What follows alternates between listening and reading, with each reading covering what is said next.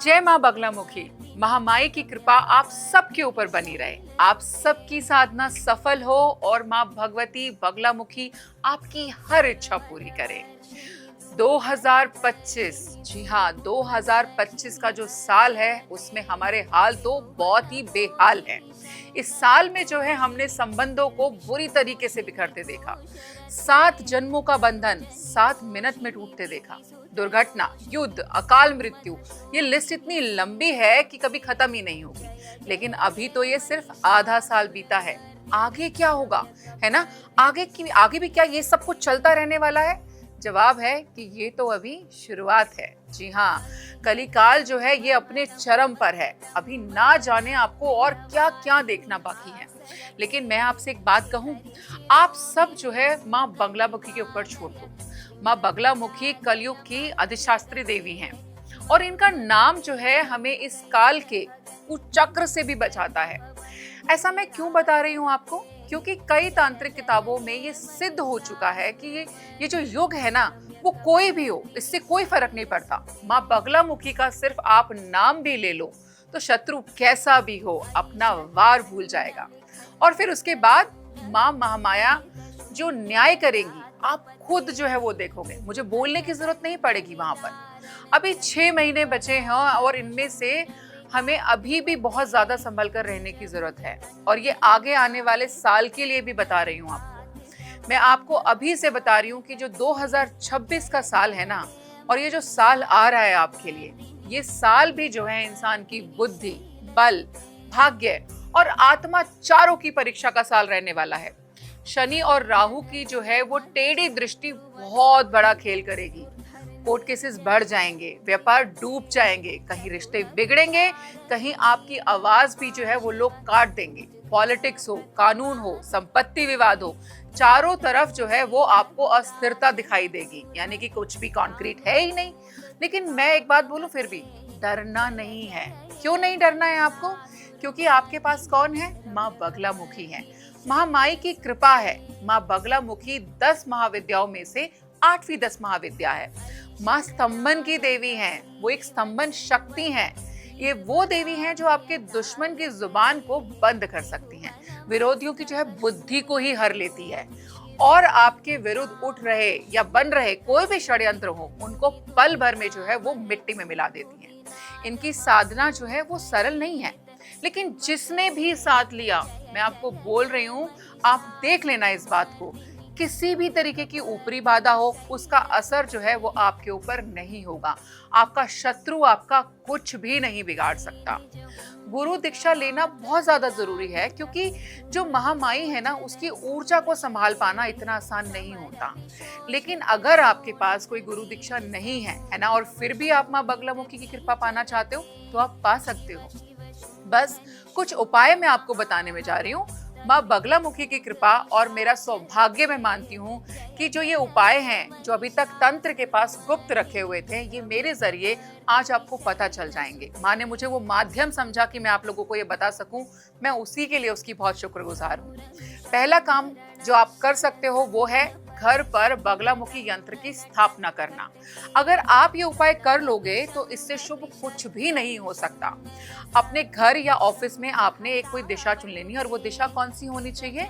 दक्षिण पश्चिम, जिसको हम क्या बोलते हैं? South west. इस कोने में आपने शुद्ध भोजपत्र लेना है, उसके ऊपर बगलामुखी का जो यंत्र है वो अंकित करना है, यानी कि बनाना है आपको। और आपको इसको जो है हल्दी या चंदन से जो है आप इसको बना सकते हो, और हर शनिवार को हल्दी, कस्तूरी और चंदन से इसकी पूजा अर्चना भी करनी है। ये जो मैं आपको यंत्र बता रही हूँ ना, ये एक शक्तिशाली ऊर्जा का चक्र बनाता है ना, जो ब्रह्मांड की जितनी भी आपके खिलाफ विपरीत शक्तियां बैठी हों, कितनी भी परिस्थितियां आपके विपरीत हों, उनको आपके पास आने ही नहीं देगा, ये उसको ब्लॉक कर देगा। तो इस यंत्र की स्थापना अपने घर में जरूर और जरूर करनी है आपको। आसान सा उपाय है, बड़ी आसानी से किया जा सकता है। दूसरा उपाय सुनो, हल्दी की एक माला ले लेना है ना। हल्दी की माला से आपको स्तंभन करना है, तो हम इसको हल्दी की माला की स्तंभन साधना भी बोलते हैं। माँ बगलामुखी की स्तंभन की देवी हैं। हल्दी की गांठ जो है उसकी एक माला आपने यहाँ पे ले लेनी है, और उस माला से आपने अगर सिर्फ 11 मिनट, मात्र 11 मिनट जो है, अगर आपने माँ के बीज मंत्रों का उच्चारण कर लिया जब कर लिया तो जो जगत शक्ति महामाई है, माँ पीताम्बरा हैं, वो आपके सारे कष्ट दूर कर सकती हैं और उनको हल्दी बहुत प्रिय है। इसीलिए मैंने आपको हल्दी माला का उपयोग करने के लिए कहा है। उनका जो तेज है और बगलामुखी की जो शक्ति है, ये दोनों मिलकर आपकी वाणी को इतना प्रभावशाली, इतना धारदार बना देती हैं कि आप अपनी वाणी से ही शत्रु की वाणी को स्तंभित कर दोगे। महामाई आपको वो शक्ति देती है कि शत्रु की जुबान बंद हो जाएगी। एक और भी उपाय है ना?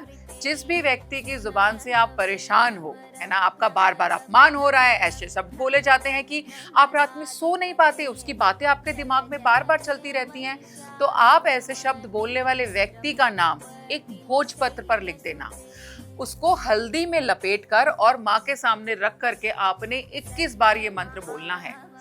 ओम ह्लीम स्तंभे स्तंभे वाक् चलितम मम शत्रु स्वाहा। बस ये मंत्र बोलने के बाद में आप जो है इस पत्र को बहते हुए जल के अंदर प्रवाहित कर देना और देखना कि अगली बार वो आपका नाम अपनी जुबान पर लेकर नहीं आएगा। है ना आसान सा उपाय? अगर ये सब आपको लग रहा है कि नहीं ये तो मुझसे संभव नहीं है मैडम, ये कौन करेगा, कौन भोजपत्र लाएगा, कौन नाम लिखेगा, तो एक काम और भी आप कर सकते हो। आप हर गुरुवार को यानी कि थर्सडे वाले दिन इतना सा काम कर लो, यहाँ पे पीले वस्त्र पहन लेना जैसे मैंने पहने हुए, है ना। माँ को चने की दाल, बेसन के लड्डू और पीले फूल ये अर्पित कर दो। पीले रंग की जो एनर्जी है वो ग्रह बाधा को बहुत जल्दी जो है उसका निवारण कर देती है, उसमें मदद करती है।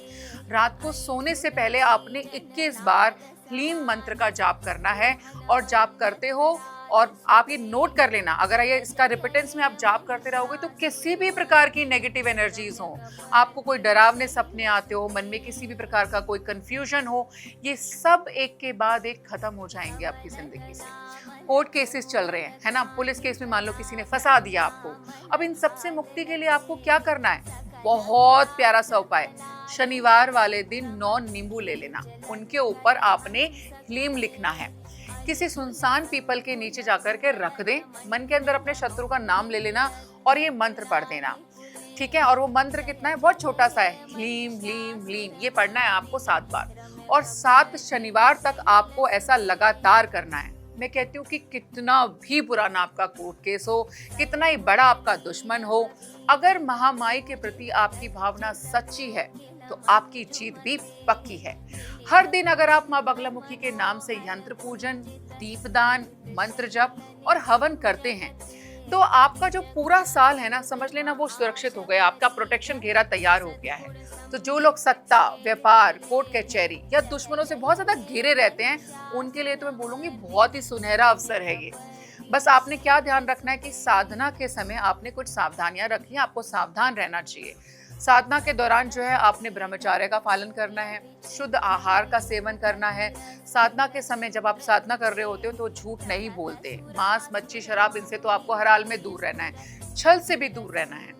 बिना गुरु के कोई भी जो है वो उग्र प्रयोग आपने नहीं यहाँ पर करना है। मैंने जो आपको उपाय बताए हैं वो बहुत सिंपल से हैं और आप आसानी से भी उनको कर पाओगे। बस एक मंत्र, ओम ह्लीम बगला मुखे ह्लीम फट स्वाहा, और सारी शक्तियां जो हैं वो स्तंभित हो जाती हैं।